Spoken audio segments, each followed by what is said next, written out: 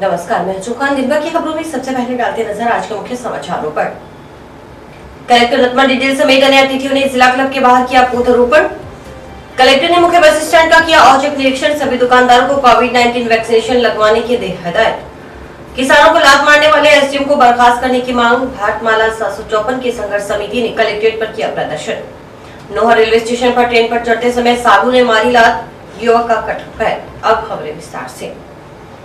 पिछले लंबे समय से पर्यावरण संरक्षण की दिशा में कार्य कर रही मानव उत्थान सेवा समिति की ओर से शनिवार को जंक्शन में जिला क्लब के बाहर पौधरोपण कार्यक्रम आयोजित किया गया। पूर्व एसपी राशि डोगरा के पिता अशोक कुमार डोगरा की स्मृति में आयोजित कार्यक्रम के मुख्य अतिथि जिला कलेक्टर नथमल डिडेल ने पौधरोपण कर कार्यक्रम की शुरुआत की। इस दौरान 15 पौधे लगाए गए, साथ ही इनकी सुरक्षा के लिए ट्री गार्ड भी लगाए गए। इस मौके पर कलेक्टर नथमल डिडेल ने कहा कि समिति की ओर से पौधारोपण की शुरू की गई मुहिम सराहनीय है। इस मुहिम के जरिए समिति सदस्य पर्यावरण के प्रति व्यक्ति के दायित्व का संदेश देने का प्रयास कर रहे हैं। यह अनुकरणीय है। समिति की यह बात काफी अच्छी लगी कि वे सिर्फ पौधा लगाने का ही काम नहीं कर रहे, बल्कि उस पौधे को बचाने और वृक्ष बनाने के लिए ट्री गार्ड भी लगा रहे हैं। कई जगह सड़क के दोनों ओर समिति की ओर से लगाए गए पौधे और ट्री गार्ड देखे जा सकते हैं। उन्होंने लोगों से भी अपील की कि इस अवधि में अधिकाधिक पौधारोपण करें ताकि हमारा पर्यावरण शुद्ध रहे और हम इसकी रक्षा कर सकें। इस दौरान समिति पदाधिकारियों की ओर से कलेक्टर को स्मृति चिन्ह के रूप में चिड़ियाघर भी भेंट किया गया। कलेक्टर ने समिति सदस्यों से इस अभियान को निरंतर जारी रखने का आह्वान कर अधिकाधिक लोगों को इस मुहिम से जोड़ने के लिए प्रेरित किया। पीआरओ सुरेश बिश्नोई ने कहा कि अपनों की स्मृति में पौधारोपण करवाना बहुत ही पुण्य का कार्य है। पूर्व एसपी ने अपने स्वर्गीय पिता की याद में जिले में पौधारोपण करवाकर अनुकरणीय कार्य किया है। इसी तरह हम जन्मदिन, विवाह, सालगिरह इत्यादि के मौके पर भी पौधारोपण कर सकते हैं। मानसून में सभी व्यक्ति अधिक से अधिक पौधारोपण कर पर्यावरण रक्षा में अपना महत्वपूर्ण योगदान दें। इस मौके पर सूचना एवं जनसंपर्क अधिकारी सुरेश बिश्नोई, मानव उत्थान सेवा समिति अध्यक्ष लादू सिंह भाटी सहित अन्य सदस्य मौजूद थे। आज हनुमानगढ़ जिले में मानव सेवा उत्थान समिति और जिसके माध्यम से जो लादू सिंह जी भाटी और उनका पूरा टीम है, जिसमें हमारे रिटायर्ड एसी साहब भी शामिल हैं, लोग जुड़ते जा रहे हैं और इनका मुख्य ध्येय है चाहे थोड़ा कम पौधारोपण करें, लेकिन प्रत्येक पौधे को ट्री गार्ड के साथ ही हम पौधारोपण कर रहे हैं। और मैं देख भी रहा हूँ कि विभिन्न रास्तों के दोनों तरफ इनके द्वारा प्लांटेशन किया जा रहा है। और प्लांटेशन की जो मुहिम इन्होंने ली है, मैं समझता हूं कि पर्यावरण के प्रति प्रत्येक व्यक्ति का दायित्व का जो मैसेज देने का कार्य कर रहा है, वो बहुत ही उल्लेखनीय है और अनुकरणीय है। तो मैं उम्मीद करता हूं और आपके माध्यम से हनुमानगढ़ वासियों से अपील भी करता हूं कि हमें इस जो अवधि है अभी अगस्त सितंबर तक की, अधिकतम प्लांटेशन करें ताकि हमारा पर्यावरण शुद्ध रहे और हम इसकी रक्षा करें। आज हमारा पौधारोपण श्री अशोक कुमार जी डोगरा की पुण्यतिथि पर किया गया था और उनके पुण्यतिथि के उपलक्ष्य में आज हमने 15 ट्री गार्ड लगाए हैं। कलेक्टर नथमल डिडेल ने शनिवार को जंक्शन के मुख्य बस स्टैंड का औचक निरीक्षण किया। इस दौरान उन्होंने यहां से संचालित रोडवेज बसों के बारे में जानकारी ली। उन्होंने पूछताछ केंद्र में तैनात कर्मचारी से कार्यप्रणाली के बारे में भी जानकारी ली। कलेक्टर ने कर्मचारी से इस बारे में पूछा कि उन्हें बसों के आने जाने के समय का कैसे पता चलता है, तो इस पर पूछताछ केंद्र में तैनात कर्मचारी ने उन्हें कंप्यूटर में ऑनलाइन सिस्टम दिखाते हुए इस बारे में जानकारी दी। जिला कलेक्टर की ओर से बस स्टैंड पर लगी स्टॉल का भी निरीक्षण किया गया। स्टॉल के अलावा बस स्टैंड के दुकानदारों से कोविड-19 वैक्सीनेशन के बारे में जानकारी लेकर टीकाकरण करवाने वाले दुकानदारों को जल्द से जल्द वैक्सीनेशन करवाने के लिए कहा गया। उन्हें मास्क पहनकर रखने, दूसरों को भी जागरूक करने की बात कही। कलेक्टर ने बस स्टैंड में सफाई व्यवस्था का भी जायजा लिया। इसके अलावा बस स्टैंड में बने सुलभ शौचालय में भी व्यवस्थाएं जांची। कलेक्टर ने रोडवेज अधिकारियों को बस स्टैंड व बसों में कोरोना गाइडलाइन की पालना सुनिश्चित करने के निर्देश दिए। रोडवेज अधिकारियों ने बताया कि रोडवेज बसों को नियमित अंतराल बाद सैनिटाइज किया जाता है। पूछताछ केंद्र पर कार्यरत कर्मचारी की ओर से यात्रियों को बार बार अनाउंसमेंट कर मास्क पहनकर रखने और 2 गज की दूरी बनाकर रखने के लिए पाबंद किया जाता है। इस दौरान राजस्थान रोडवेज परिवहन निगम के अधिकारियों की ओर से कलेक्टर के समक्ष कई समस्याएं भी रखी गई। कलेक्टर रोडवेज बसों के समानांतर चल रही लोक परिवहन व निजी बसों के बारे में शिकायत की गई। साथ ही बताया गया कि नगर परिषद के अधीन बस स्टैंड काफी छोटा है। बसों की संख्या ज्यादा होने के कारण दिक्कतों का सामना करना पड़ता है। हर समय जाम की स्थिति बनी रहती है। साथ ही रोडवेज अधिकारियों ने बताया कि इस समस्या से निजात दिलाने के लिए रोडवेज हनुमानगढ़ डिपो के प्रशासन ने रोडवेज डिपो के पास खाली पड़ी जगह पर बस स्टैंड स्थानांतरित करने का प्रस्ताव उच्च अधिकारियों को भेजा हुआ है। निरीक्षण के दौरान हनुमानगढ़ आगार के मुख्य प्रबंधक दीपक भोबिया व हनुमानगढ़ आगार के ट्रैफिक मैनेजर राकेश राय भी मौजूद थे। यूज करते हैं लोग बात को बात में कितने पैसे लेते हैं और 5 रुपए में नाव वाला एक घंटा फ्रेश में 5 रुपए 5 रुपए में नाना 5 रुपए महिलाओं के लिए और दिव्यांग किया जाए तो दिव्यांग अलग से बना हुआ है कितने ऐसी जगह दो ऐसी कोई करता है चलते हैं तो उसमें लगे जिसमें 3-4 बार सफाई करवा सकते हैं ये कोई बोलना तो साफ सफाई ज़्यादा अच्छी नहीं है आपका 4 बार करवा और बोलो ये दिव्यांग कैसे बोलो दिव्यांग वाला भी बोल सकते हैं अच्छे अलग चीज़ के लिए वो रेस्टोरेंट से आज लगा के रखते हो हमेशा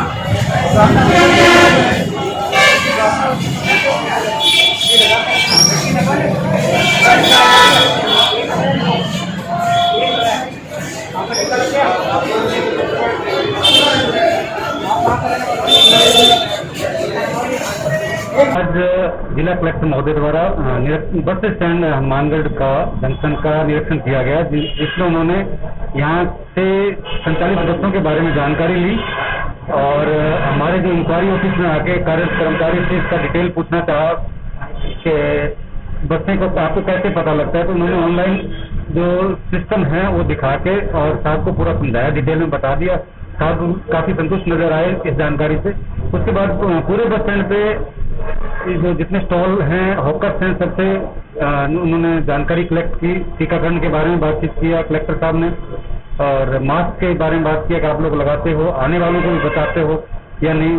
तो उन्होंने बताया कि हम टीकाकरण उनका हो चुका है, एक टीका लग चुका है, दूसरा वो खुद मास्क लगा के रखते हैं और जो भी यात्री या उनके पास ग्राहक आते हैं उनको सबको वो मास्क के लिए प्रेरित करते हैं और मास्क लगवाते हैं। उसके बाद हमारे मुख्य प्रबंधक महोदय ने जो उन्होंने जानकारी चाहिए कि बस स्टैंड किसके अंडर में है, तो उन्होंने बताया कि ये बस स्टैंड नगर पालिका का है और इस बस स्टैंड की जो बारे में जो समस्या है वो बताई गई। ये बस स्टैंड का स्पेस बहुत कम है, छोटा बस स्टैंड है जिसमें बसें ज़्यादा होने की वजह से आवागमन में दिक्कत आती है, ट्रैफिक जाम की स्थिति बनी रहती है। इसी चीज से छुटकारा पाने के लिए रोडवेज ने प्रशासन हनुमानगढ़ डिपो ने डिपो के पास जो उपलब्ध खाली स्थान पर बस स्टैंड बनाने का एक प्रस्ताव भेजा हुआ है, जिसके बारे में कलेक्टर साहब ने बताया कि आप मंगलवार को मिलिए आके और वो प्रस्ताव लाइए ताकि उससे हम और भी प्रयास अपनी तरफ से करेंगे ताकि जल्दी से जल्दी उसका निर्माण किया जा सके और जनता को उस पर सुविधा का मिल सके। और जिला कलेक्टर महोदय द्वारा आश्वासन दिया गया कि इस पर जल्दी कार्रवाई कर जो भी अवैध या बिना परमिट की गाड़ी चले उन पर कार्रवाई करने का आश्वासन दिया गया है। अब जो बस स्टैंड पर स्टॉल्स हैं उन पर भी उनका निरीक्षण किया गया और सबसे जो है उनसे टीकाकरण के बारे में जिला कलेक्टर महोदय द्वारा पूछताछ की गई कि जिनका टीकाकरण हो चुका है और जिनका नहीं हो चुका उनको निर्देशित किया गया आप जल्द से जल्द टीकाकरण करवाएं। कलेक्टर नतमल डिडेल ने शनिवार को जिला परिवहन कार्यालय परिसर में बन रहे ड्राइविंग ट्रैक समेत परिवहन कार्यालय का भी निरीक्षण किया।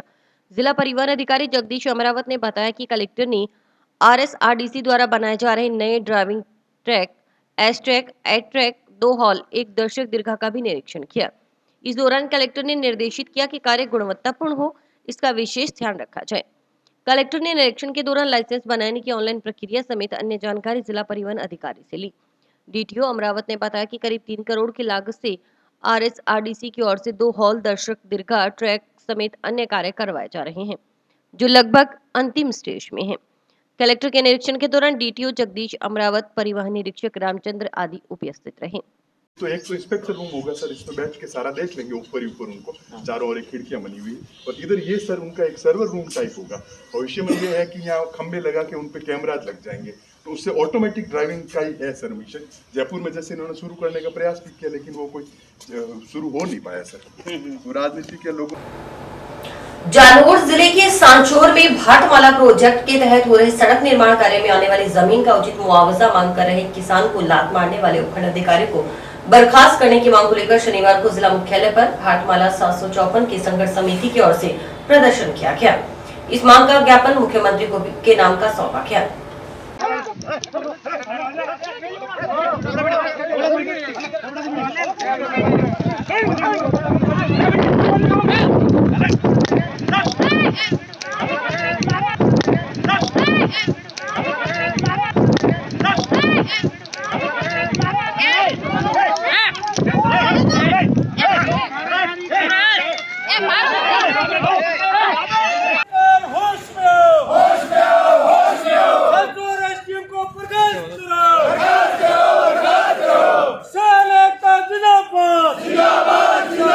किसानों पर अत्याचार बंद करो, बंद करो, बंद करो। ठाकुर एसडीएम भूपेंद्र यादव को बर्खास्त करो, बर्खास्त करो, करो, बर्खास्त करो, बर्खास्त करो। किसान एकता जिंदाबाद, जिंदाबाद, जिंदाबाद। ले लो तेरी जेल कचहरी, देखिए और देखेंगे। ले लो तेरी जेल कचहरी, देखिए और देखेंगे। मोदी तेरी जेल कचहरी, देखिए और देखेंगे। इसके साथ ही NH 754 के तहत अधिग्रहित की जा रही जमीनों का उचित मुआवजा देने की मांग कर परिवहन एवं राजमार्ग मंत्री नितिन गडकरी के नाम का भी ज्ञापन सौंपा गया। प्रदर्शन कर रहे किसानों की अगुवाई कर रहे भारतमाला 754 की संघर्ष समिति के प्रवक्ता सुरेंद्र शर्मा ने कहा कि अमृतसर से जामनगर तक बन रहे राष्ट्रीय राजमार्ग के तहत अधिग्रहित की जा रही जमीनों का उचित मुआवजा देने की मांग को लेकर किसानों की ओर से पिछले करीब 3 साल से आंदोलन किया जा रहा है, लेकिन अभी तक राज्य सरकार ने किसानों की सुनवाई नहीं की। उन्होंने बताया कि इस बीच गुरुवार को सांचौर के प्रतापपुरा में जमीन का उचित मुआवजा मांग देने की मांग को लेकर विरोध प्रदर्शन कर रहे किसानों पर पुलिस और अधिकारियों ने बल प्रयोग किया। किसानों, महिलाओं और बच्चों के साथ बर्बरता से मारपीट की गई। खुद उपखंड अधिकारी भूपेंद्र यादव ने किसानों के लात मारी। इसकी वीडियो भी सोशल मीडिया पर वायरल हुई है। एक नाबालिग बच्ची को पहले जबरदस्ती गाड़ी में डाला गया, फिर उसे चलती गाड़ी से नीचे फेंक दिया गया। छोटे छोटे बच्चों को गोद में लिए खड़ी महिलाओं के साथ बदसलूकी की गई। इस घटना से पूरे राजस्थान का किसान गुस्से से उभर रहा है, लेकिन राज्य सरकार ने एसडीएम को अन्य स्थानांतरण कर इतिश्री कर ली। लेकिन किसानों की मांग एसडीएम भूपेंद्र यादव को हटाने की नहीं बल्कि बर्खास्त करने की है। एसडीएम के अलावा किसानों, महिलाओं व बच्चों के साथ बर्बरता का व्यवहार करने वाले दोषी पुलिस अधिकारियों और कर्मचारियों को भी बर्खास्त किया जाए। उन्होंने चेताया कि यदि मांगों के संबंध में सरकार ने कोई ठोस कदम नहीं उठाया तथा न्यायिक जांच कर इस घटना में शामिल पुलिस अधिकारियों, कर्मचारियों के खिलाफ कार्रवाई नहीं की गई तो 2-3 दिन बाद राजस्थान कमेटी की बैठक कर आगामी रणनीति तैयार की जाएगी। और जब तक एसडीएम को बर्खास्त नहीं किया जाता तब तक समिति आंदोलन करेगी। आज पूरे राजस्थान में एक साथ 11 बजे का टाइम हमारा ज्ञापन का दिया। सांचौर जिले में तहसील के जिस क्षेत्र में एसडीएम ने गुंडागर्दी उतरकर हमारे किसान के साथ, हमारी एक बच्ची के साथ, औरतों के साथ जिस तरीके से अत्याचार किया था उसके खिलाफ आज पूरे राजस्थान में ज्ञापन दिए जा रहे हैं। और हमारा ये कहना है, अभी सरकार कह रही है, वहाँ के एक एमएलए का मेरे पास फोन आया था कि जी उसको एक बार वहां से हटा दिया। हटाना क्या होता है? हटाना तो आप ट्रांसफर क्या खास बात है? हम कह रहे हैं उसको बर्खास्त करो। जिन पुलिस कर्मियों ने हमारे महिलाओं के साथ जिस तरीके से हाथापाई की है उनके ऊपर एफआईआर दर्ज होके बिल्कुल उन पर जांच होनी चाहिए, एसडीएम पर एफआईआर होनी चाहिए। और जब तक वो बर्खास्त नहीं होगा पूरे राजस्थान में आंदोलन चलेगा। 3 दिन बाद हमारी राजस्थान की कमेटी की मीटिंग है, उसमें जाके हम घोषणा करेंगे कि इस आंदोलन को किस तरीके से किया जाए। जब तक बर्खास्त नहीं करेगा भारतमाला संघर्ष समिति चुप नहीं बैठेगी। हम हर हालत में उसको बर्खास्त करेंगे। आज हम भारतमाला आंदोलन के अंदर सांचौर के अंदर परसों जो हमारे किसान भाइयों, बहनों, बच्चियों के साथ एसडीएम और पुलिस प्रशासन से जिस बर्बरता से मारपीट की, लातों से मारा, हम उसके विरोध में मुख्यमंत्री का नाम ज्ञापन देने के लिए आए हैं। ये बर्बरता किसी भी हालत में सहन नहीं की जाएगी। हम इसका डटकर मुकाबला करेंगे और ये मांग करने आए हैं कि उस एसडीएम को स्थानांतरण नहीं, उसको तुरंत प्रभाव से बर्खास्त किया जाए। और जो भी पुलिसकर्मी इस घृणित मामले में शामिल थे, जिन्होंने एक नाबालिग बच्ची को पहले गाड़ी के अंदर डाला, फिर चलती गाड़ी से उसको धक्का देकर के नीचे गिरा दिया, इतनी बर्बरता इस आजाद भारत के अंदर, लोकतंत्र के अंदर पहले देखने को नहीं मिली है। हम इसका डटकर विरोध करेंगे, किसी भी हालत में इसको सहन नहीं करेंगे। और जब तक हमारी मुआवजे की उचित मांग पूरी नहीं हो जाती है तब तक एनएच को हम 1 इंच भी जमीन देने वाले नहीं है। किसी भी हालत के अंदर डटकर मुकाबला किया जाएगा। विद्युत ट्रांसफार्मर रखवाने की मांग को लेकर टाउन बाजार से सोनी मार्केट के दुकानदारों ने शनिवार को जोधपुर विद्युत वितरण निगम लिमिटेड के सहायक अभियंता को ज्ञापन सौंपा। दुकानदारों ने बताया कि सोनी मार्केट में करीब 40 से अधिक दुकानें हैं। इन दुकानों पर विद्युत सप्लाई गुड़मंडी ट्रांसफार्मर से होती है। सोनी मार्केट में विद्युत सप्लाई के लिए कोई ट्रांसफार्मर नहीं लगा हुआ। इसके कारण मार्केट की दुकानों के लगे विद्युत उपकरण कम वोल्टेज के कारण सुचारू रूप से नहीं चल पाते। बार बार फ्यूज उड़ने की समस्या पैदा हो रही है। इससे दुकानदारों का कार्य प्रभावित हो रहा है। उन्होंने मांग की कि सोनी मार्केट में विद्युत ट्रांसफार्मर रखवाया जाए ताकि मार्केट के दुकानदारों की समस्या का समाधान हो। लाइट पहली बात तो लाइट बहुत ज़्यादा कट चल रहा है। दूसरी बात अगर मिलती है लाइट वो बहुत कम मिलती है, इससे हमारी मशीनें लोड नहीं कर रही है। अगर ऐसा चलता रहा तो हमारा सब काम बंद हो जाएगा। हमें अगर ट्रांसफर करवाओ, बिजली की पूर्ति जैसे मर्जी करो आप, वो आपका काम है। जगह की प्रॉब्लम तो उसमें से हम उठा पाए। आप हमारी दुकान दे सकते हैं, आपको दुकान दे सकते हैं।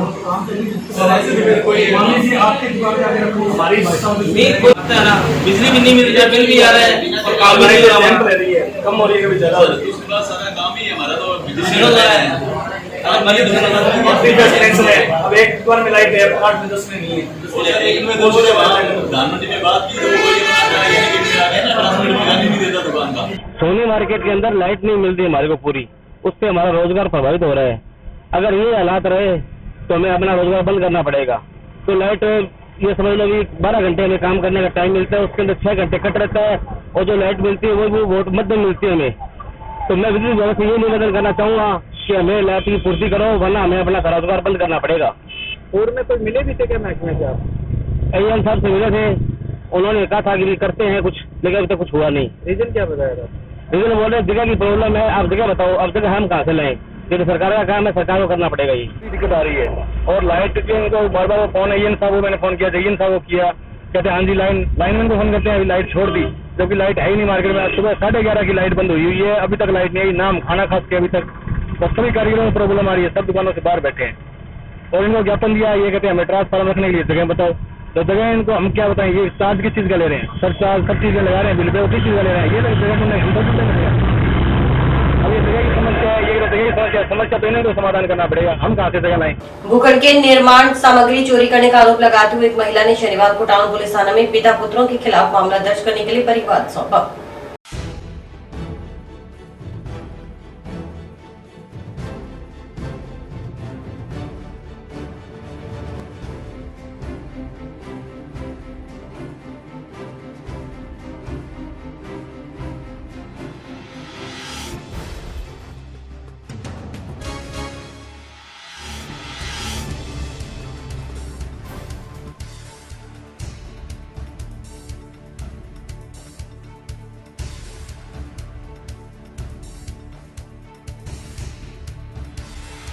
पिताजी 30-31 साल पहले उनका देहांत हो गया और पारिवारिक विवाद चल रहा है। मेरे ताऊजी देवेंद्र कुमार सारण, संदीप सारण और उनके बेटे समीर गांधी साहब।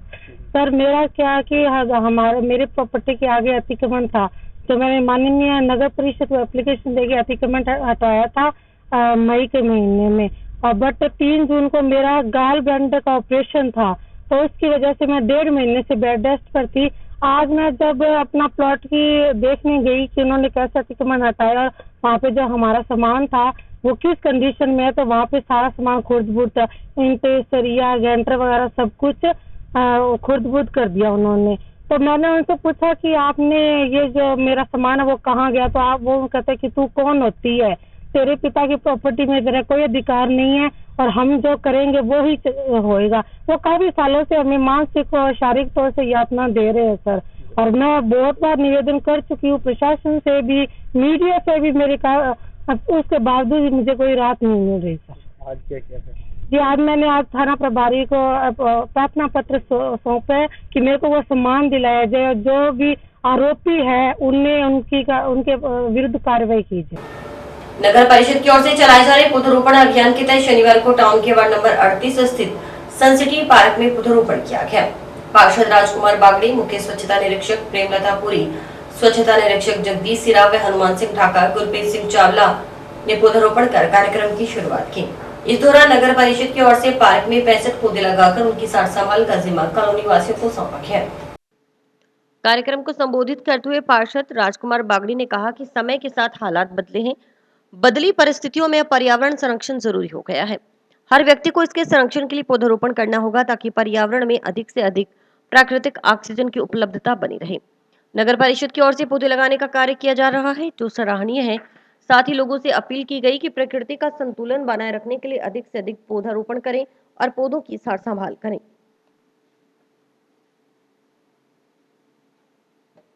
30 जून से लेकर 2 अक्टूबर तक अभियान चलाया है पौधारोपण का। ये बहुत पर्यावरण की दृष्टि बहुत बढ़िया है। इस प्रोग्राम सख्त जरूरत है। अभी कोरोना आके गया है, ऑक्सीजन की कमी रही थी, पेड़ पौधे होंगे, हरियाली होगी तो ऑक्सीजन की उपलब्धता रहेगी। तो इस नगर पालिका द्वारा प्रयास जो किया जा रहा है, सब प्रयास जो है सराहनीय है।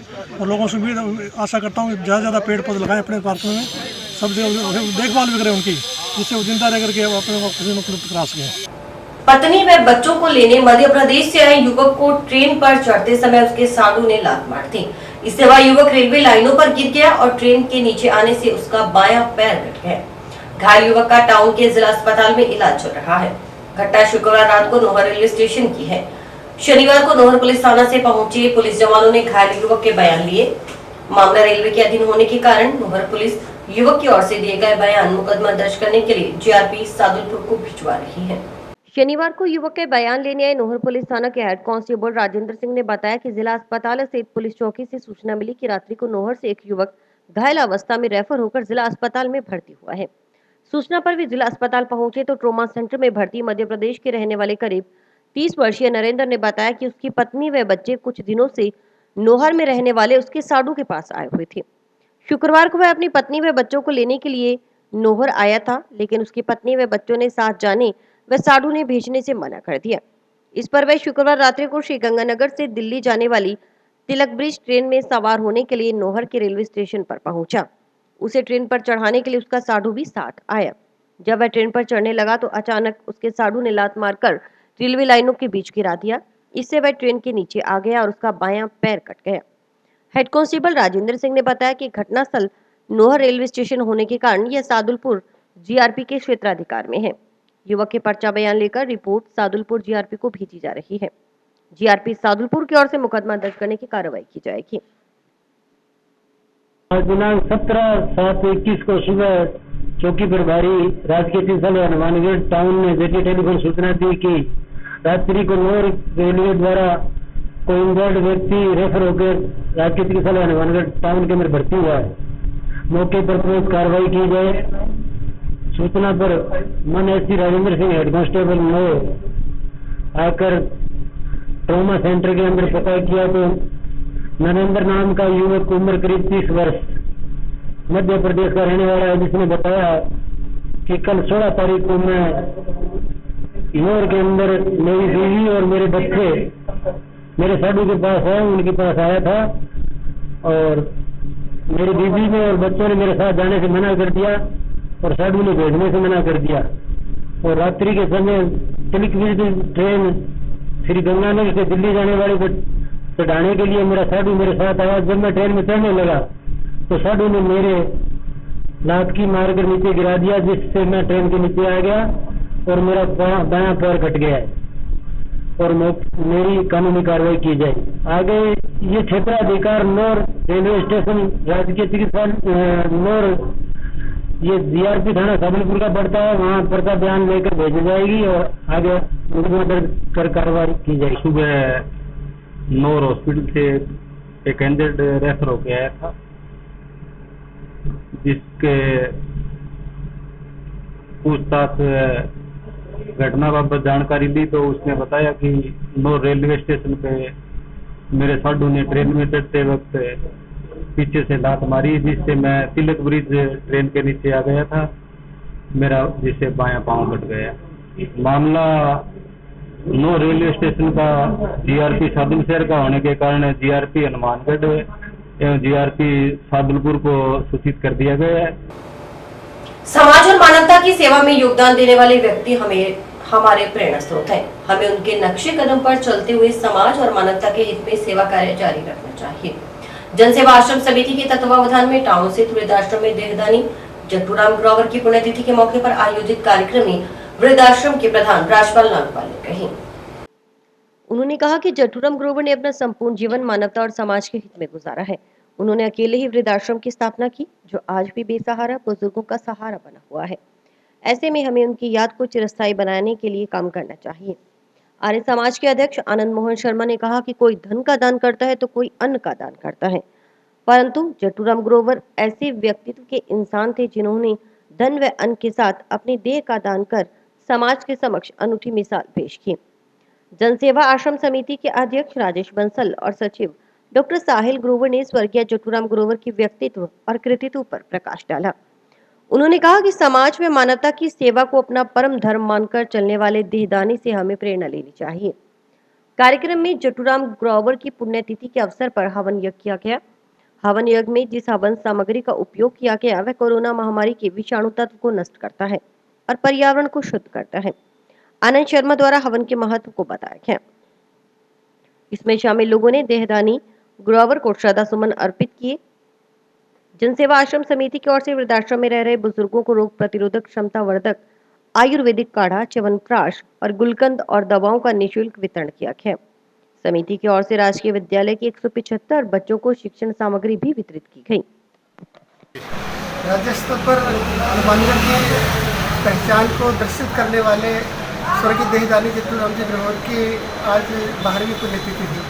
इस अवसर पर दिवंगत आत्मा की श्रद्धांजलि के लिए आर्य समाज हनुमानगढ़ दर्शन जिला प्रतिनिधि सभा के द्वारा यहाँ यज्ञ का कार्यक्रम हमने परिवार की सम्मति से आयोजित किया और हमने इस भाव के साथ इस कार्यक्रम को किया कि उस दिवंगत आत्मा से प्रेरणा लेकर उनके परिवार के लोगों में जो सतत भाव समाज सेवा का बना हुआ है और समाज सेवा का भाव हम सब लोगों में जाए, हमारा समाज स्वस्थ और सुंदर बन पाए।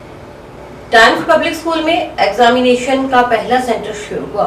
यह हनुमानगढ़ के लिए गौरव की बात है। संस्था अध्यक्ष ने बताया कि पहले दिन बैंकिंग सेवाओं के 180 बच्चों ने एग्जाम दिया। पहली पारी में परीक्षा शांतिपूर्ण तरीके से हुई। ऑनलाइन एग्जाम के लिए 250 कंप्यूटर तैयार किए गए हैं। वहीं 5 लैब तैयार करवाई गई हैं जिसमें एसी लगे हुए हैं। ऑनलाइन परीक्षा का यह पहला अनुभव है। इसके साथ ही कोरोना गाइडलाइन की पालना के तहत परीक्षाएं करवाई जाएंगी। हनुमानगढ़ में टाइम्स पब्लिक स्कूल के अंदर TCS IIM द्वारा ऑनलाइन एग्जामिनेशन का पहला सेंटर शुरू हुआ है। इसमें आज जो पेपर हो रहे हैं उसमें बैंकिंग सेवाओं के लिए 180 बच्चों ने पहली पारी में और 180 बच्चे ने दूसरी पारी में एग्जाम देना प्रस्तावित है। पहली पारी समाप्त हो चुकी है। सब कार्य बहुत ही बढ़िया तरीके से संपन्न हुआ। आगामी परीक्षाएं सभी सर्विसेज एग्जाम के लिए और सभी एंट्रेंस एग्जाम के लिए, हायर एजुकेशन के एग्जाम के लिए यहाँ होगी। हनुमानगढ़ के लिए ये बहुत ही गर्व का विषय है। टाइम्स पब्लिक स्कूल TCS को बहुत बहुत धन्यवाद देता है जिन्होंने हनुमानगढ़ को ये exam online exam centre corona काल में दिया ताकि बच्चों की जो बाहर जाने की जो परेशानी थी वो खत्म हो सके। इसके लिए हमने यहाँ 250 कंप्यूटर ऑनलाइन एग्जाम के लिए तैयार किए। इसमें ऑनलाइन एग्जाम के लिए 250 कंप्यूटर के अलावा 82 किलोवाट का जनरेटर, 2 बड़े UPS और बैठने की सुविधाएं। उसमें सभी रूम जो हैं 5 लैब तैयार की गई है जिसमें सारे AC लगे हुए हैं। सोशल डिस्टेंसिंग को पूरा ध्यान में रखते हुए बच्चों के हाथ सैनिटाइज कराए गए हैं, गोले बनाए गए हैं जहाँ डिस्टेंसिंग के हिसाब से बच्चे एक क्यू में खड़े हैं और सारे रूम्स जितने भी लैब्स हैं सबको कल भी सैनिटाइज किया गया था, आज भी किया गया है। सुरक्षा के क्या पुख्ता इंतजाम है? सुरक्षा के लिए हमारा SP साहब ने यहाँ 4 बहुत ही सक्षम कर्मचारी को अपॉइंट किया है। बिजली विभाग का पूरा सहयोग है। और इसके साथ समाचार समाप्त हुए। रोजाना देखते रहिए समाचार। नमस्कार।